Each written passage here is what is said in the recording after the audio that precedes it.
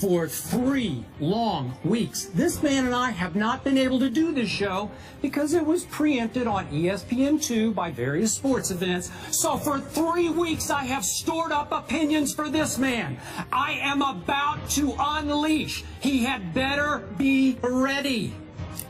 You're not supposed to make me laugh. Am I really supposed to be worried about you? Yes, you are. Here we go. It's now FOP, that's friend of the program, Jerry Ferrara. Die-hard All Things Knicks, starring in the All Things New York, excuse me, starring in the Entourage movie. Thanks so much for joining us. I'm sorry, I haven't recovered from the back yet. Just watching some of those highlights, it just hurt my soul. Either has this guy. That's why he's just quiet over there. Let's talk about your Knicks, because we talked about... You know what, I can just leave now, because I don't think I'm going to get a word in edgewise between No, Go ahead and talk, Skip. Yeah. Just don't irritate me. Yeah, I'm about to. Listen, Skip already won. We talked about his Spurs. Your Knicks. Let's talk about what they did or didn't do, for that matter. And I really want to hear what you have to say, because I missed you guys being away so long. So much has happened, and now you're back. But look, I'm being a little foolish because I'm very, very excited because I think we could win more than 17 games with this team. I'm actually contemplating. Stephen A., you should come. I want to go to the Knicks-Lakers Summer League game after this. Because I think that's the biggest, best matchup we're going to get. When is it? 2 p.m. today. 2 p.m. today? We go right from here. Got a private jet to go to Vegas? Well, maybe one of our friends who's watching, somebody reach out, give us a lift. Maybe. In and out, see D'Angelo versus Kristaps. I would do that. I'd do that if you had a private jet. He's won me over. He's won me over. He has? He has. At 7 feet 3 inches tall? Here's my issue with the pick, okay? If he turns out to be an 11-5 guy, which would be a very nice NBA career, I still think it's going to be a disappointment. There's so much hype now around him being Dirk, which is almost impossible to live up to that. I think if he has a solid career, it's still never going to be enough. And that's what concerns me the most. I love the Jerry and Grant move. We actually, again, I'm getting caught up in the summer league stuff. It looks like my pickup game at times, but he looks good in the summer league. Go ahead, Skip. Well, Porzingis looks good in summer league. Yeah, he looks fantastic. You're going to hang your hat and Phil Jackson's hat on Porzingis in the summer league, where, to my eye, as I watch him in summer league, he can't get any inside position on anybody because he weighs like 165 pounds. He did get back down quite a few times. He's going to have to put some weight on, but I think that protein shakes. More than that, we're going to have to send him more than that. I'm not hanging my hat on it. I'm hanging my hat on the fact that the Knicks in the East actually have a young team now that is worth watching on an excitement level. Whereas last year we were sold the goods of Calderon and Jason Smith and expecting to make the playoffs with that team. That was never going to happen. We at least have a young team and are hopeful, and we don't have a draft pick next year, so this has to work. It has to. Do you see a highly skilled big man, Mr. Smith, and Porzingis, Kristaps? He's great on Instagram. Is he? He's pretty good. I got to check that out.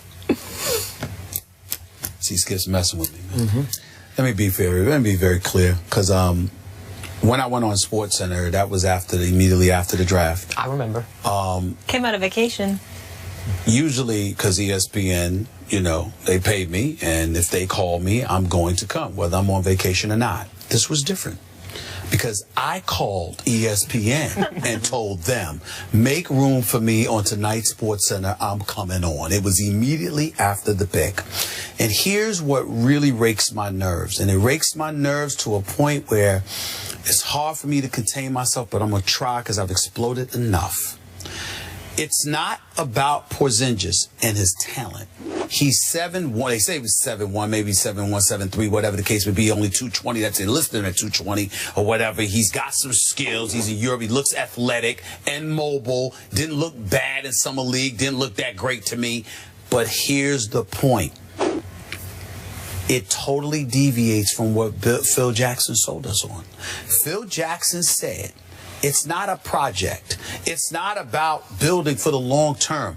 I'm sorry, and I'm not joking. I'm dead serious. I could do the job that Phil Jackson did last year. You tanked the season. You're so god-awful that you end up with a top 4 pick, and you pick presumably the best talent available at the number 4 slot.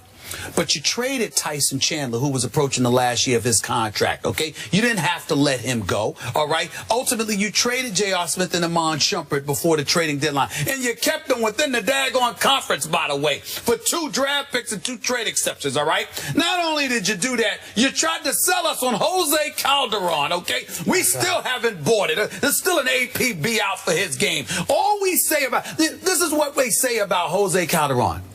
He's such a nice guy. I mean, what? That's the best you've got? And then on top of it all, you turn around and you sign Carmelo to $124 million. It's a rebuilding process. Now, had you told us that, do you know what we would have said to Phil? Go ahead and let Carmelo go. Or sign and trade him. Don't bother, because we don't need to watch Carmelo Anthony, one of the top 5 offensive players of this generation. We don't need to watch Carmelo Anthony lose night in and night out. Let him go somewhere else, get something quality for him in return, and build. And it would have been a reclamation project that we all would have accepted, because you know what? All right, you sold us on that. You told us. The problem is, Phil didn't tell us that. He said it's the Eastern Conference. We should be able to compete for playoffs. I just need to make these moves. And clearly, he lied. He hoodwinked us all. The man went on 3 road trips last year, ladies and gentlemen. 2 of them were to L.A. Clippers, Lakers. I'm sorry, doesn't he live out here? I do believe he lives out here. That doesn't count as a road trip. That counts as you going home. Other than that, you went to London. The man, listen, when you got executives, watch these executives in this league. They're all over the place. They're at Summer League, they're at the games, they travel on the road. Not Phil Jackson. And if you're going to develop, I like Derek Fisher. You know how I feel about Derek Fisher. But if you're going to develop talent, don't you need to have somebody who's experienced as a coach in developing talent, as opposed to somebody who's never coached on any level in his life? Everything Phil Jackson has done, he has lied to us, and that's the issue. He didn't intentionally hoodwink you. He thought, I am Phil Jackson. I will set up shop in New York City. I will open my arms, and they will come. All the big free agents will come to New York because they'll want to serve me. So he didn't lie to us. He lied to himself because he's so arrogant, so he deluded himself. Yeah. Either way, he lied, damn it. Let's get technical, Miss Samantha. Right. You lied to yourself, you lied to us. It's all the same to me because you didn't tell the truth. And in the end, here's what it comes down to. And I'm getting sick and tired of people who cover sports not picking up on this, especially when it comes to the NBA. When you are an executive and you don't recruit in free agency, you are not doing your job. True. Yeah, you can go draft. We got scouts and player personnel directors for that. The executive is supposed to be the dude that sits there and says, this is what I'm building. Come here. And Phil Jackson clearly is. Robin Lopez. He's not bad. I like Aaron Aflalo. Listen, Robin Lopez is a role player. Aaron Aflalo can play. But listen, Aaron Aflalo, Robin Lopez, and Jerry and Grant. Williams. Listen, Jerry and Grant. Stop it. Jerry and Grant. Listen, Jerry and Grant. Jerry and Grant out of Notre Dame, is a really quality point guard. You don't need a point guard in the triangle. No. Everywhere you turn, it's just awful. Just awful. There's a bigger problem that's happening, too, is because clearly free agents want to go to winning teams, as Monroe proved. So if it's another 18-win season... Thank you, Molly, because we lost out on Greg Monroe to Milwaukee, who, by the way, Jason Kidd is doing a hell of a job. Oh, he really is. He is doing a special job. He really, really is. And they had him. Remember, he left the Knicks to go and be a coach of Brooklyn. He's right in your backyard. Everything that's associated with the Knicks, they lose. Okay, Everything. I am sick of talking about the New York Knicks because they bore me now. So let's talk about a team that does not bore me. Your Giants. Because I think they will be a threat to my Dallas Cowboys in the NFC East this year, though they might be missing their best pass rusher because of fireworks. Your thoughts? Well, when I first heard that, I was hoping that it was just something that was maybe going to be over-reported and was a minor thing and there wasn't much going on in the news cycle. And then you start hearing, like, we don't think it's career-threatening, so my radar went up immediately. And then there literally comes into play, like, his career. It's not even so much like as a Giant fan, yes, I want him on the field, but then also on a human level, like, you don't want to see, and I say kid with all due respect because he's younger than me, lose a career because of an accident like that. I do wish that you know, some of these guys would just realize you just can't do the things that you used to enjoy doing as a kid. It's just a level of you got to put it down and let someone else do it. All right, can we start with the niceties? He was stupid. I mean, that's just what it comes down to. You got $14.8 million on the table to sign for. Let's light him off. And you're gonna play around with fireworks? Really? You don't know better than that? I have no patience. Look, I am allergic to idiocy. There's a lot of things that we can tolerate. Idiocy shouldn't be one of them. There's certain dudes that deserve to miss a season just because they do something stupid.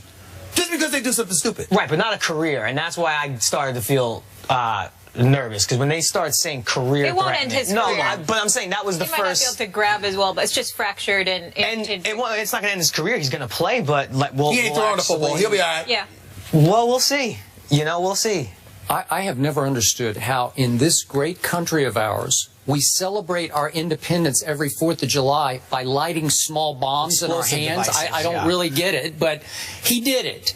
That should be in the contract. I always tell you, you shouldn't be in clubs after midnight. That should be in the contract. Skydiving, bungee jumping, motorcycle riding, firecracker popping on the 4th of July. It is idiocy of the highest order. And he comes off to me every time I see him interviewed or I watch him on the sidelines. He's like an overgrown kid, and I don't think he's grown up. Maybe he'll grow up now. Well, listen, here's the embarrassing part.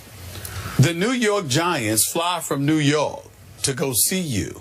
And they can't get in to see you because your family or whomever it was shielding the Giants from getting in to see you. And you thought hiding for them would elevate your stock? I mean, really? I mean, really? You don't think that they would have something inside of them that says, maybe this is worse than what it appears? Because we want to see you and we can't even see you? Really? You know, you're taking millions from them. And by the way, JPP hasn't been the same in years. He hasn't been what he used to be. After that back injury, he was never the same. Oh, right. He did have a decent amount of sacks. No, he's big time. He's a big time talent when healthy. And they need him. And bottom line, I do think they're going to be really good next year. I think the Vereen pickup is going to be great for them because when Eli had like Ahmad Bradshaw to throw to, it changes his whole game. It does limit the interceptions a little bit, and I think Vereen is the best in the business at that. That offensive line is still suspect, y'all. It is, and I think having a good pass-catching running back will help alleviate some of that pressure as well. And if Victor Cruz is healthy, their offense is going to be legit. I think also the defense does have some problems, and if you lose JPP, it's not the same. I feel better about my Cowboys now. I see. That's where I like to set you up that way. By default. I like to set you up that way. You should feel very good about your Cowboys. Jerry, thanks so much for stopping by. Again, always a pleasure. I love when you guys are out here. Welcome back. And one last thing. We had a long talk a few years ago. Bubba Watson, will he win another major or not after his first Masters? I said yes. You said no. I had the research team check. He's got one since. I'm not often right. Is he going to win another one? Yeah, why not? Next weekend? Yes, why not? I think Jordan Spieth actually has a shot to win 3 in a row. Well, that's really stepping out. When well, it is. Under 20. Well, it is when he just won the John Deere Classic, and now he's got to fly to St. Andrews. I'm just saying, you acting like that's a big deal. You're really stepping out on a limb there the way he looked. Guys, speaking of 3 championships, Dwayne Wade has that, and he decided to keep his talents in South Beach. But have the Heat done enough to compete with the Cavs in the East, that weak Eastern Conference? That debate is coming up next.